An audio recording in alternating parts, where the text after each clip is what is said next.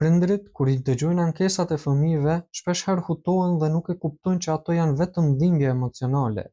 Në një përditshmëri, ndodh që fëmia të vijë me ankesa dhimbje barku, dhimbje shpinës apo dhimbje të tjera që lokalizohen në trup dhe mund të ketë kërkesa të refuzimit të shkollës apo refuzimit të shkuarit në një çerdhe apo të socializohet. Këto ankesa shpeshherë ngjallin edhe ndjesinë tek prindi sikur janë jo reale. Fëmia mund të ballafaqohet me ignorim nga shoqëria e tij, mund të ballafaqohet me izolim nga shoqëria, mund të ballafaqohet me izolim, ëm për çmim, ose fëmia mund ta perceptojë veten e tij me fjalë nënçmuese, të cilat i ka dëgjuar nga shoqëria e tij. Të gjitha këto, truri i fëmijës nuk është mjaftueshëm i pjekur që t'i artikulojë në një gjuhë të kuptueshme për prindin.